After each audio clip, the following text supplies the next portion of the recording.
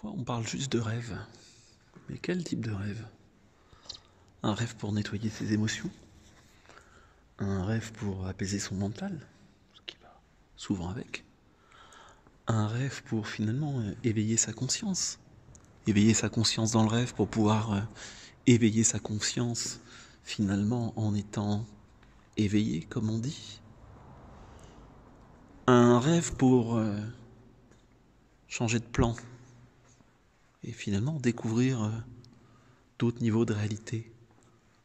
Certains parlent de oui, tu comprends, on a différents présents où tout se passe en même temps.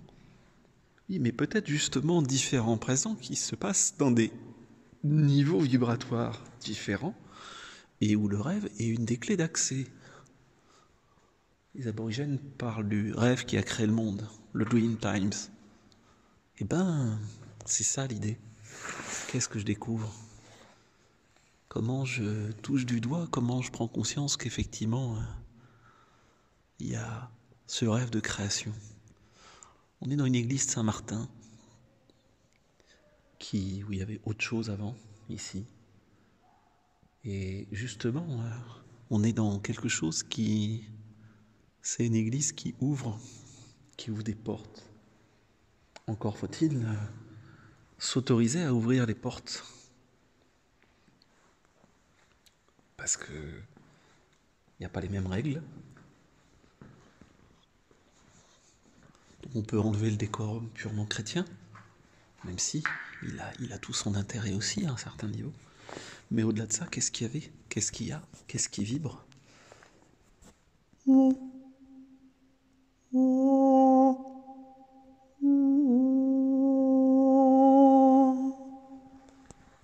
Pourquoi je fais souvent du son? Le son est le vecteur justement pour passer entre les mondes. C'est une magnifique clé. Et d'ailleurs, le son est modifié par les énergies en présence. Donc on est dans quelque chose qui est physique, mais on est aussi dans quelque chose qui est éminemment sensible, énergétique. Alors qui peut être extrêmement simple ou demander extrêmement de précision.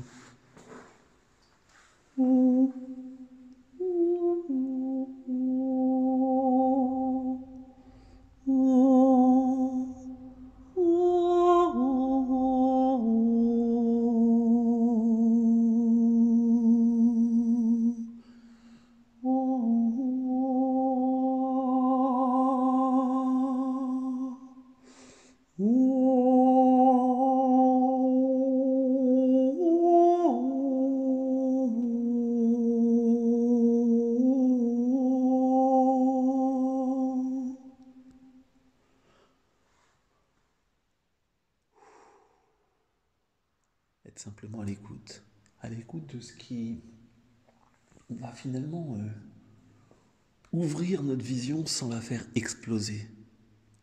Parce qu'il y a ça aussi.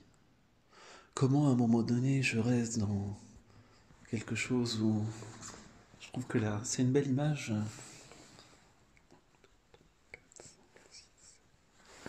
Justement les entrelacs, comme si je passe d'un monde à l'autre, avec à chaque fois un point de contact. Qu'est-ce que je remets au centre? Et comment je m'autorise effectivement de découvrir sans faire exploser, en étant tranquille, en gérant les équilibres et les déséquilibres. Et qu'est-ce qui à un moment donné ramène les points de contact avec justement les différents mondes? Comment je m'éloigne? Je m'éloigne de ce que je connais. Mais finalement, je reprends. C'est pas une ligne, on pourrait dire. Non, c'est pas une ligne. C'est ce qui m'intéresse depuis, on va dire, 91. Amener les gens à s'autoriser à aller là pour agrandir, des fois un peu plus loin même. Mais pas oublier les points de contact. Les points de contact où on se retrouve effectivement et où on a un monde commun qu'on peut facilement partager, qui permettent de rester ancré aussi là, dans cette réalité, là, maintenant. Mais on pourrait presque le voir aussi comme une incarnation, les unes après les autres, avec à chaque fois le point de retour. Le point de retour où? Là où les âmes sont? Ouais, là où les âmes sont. Et pour revenir finalement au centre, à l'oméga, allons savoir. Voilà. C'était Jean-Pierre Martinez du site espritdelanature.fr. Si tu cherches, je fais des choses sur le rêve, puis surtout sur la perception, mais sur une perception qui est incarnée dans l'ici et maintenant. Sur une perception aussi qui nous ramène au lien qui est ancré dans cette matière, qui est ancré dans l'humain, qui est ancré dans la nature, puisque on est juste un des éléments de cette nature. Sinon, c'est plus un rêve, mais c'est juste du mental, justement.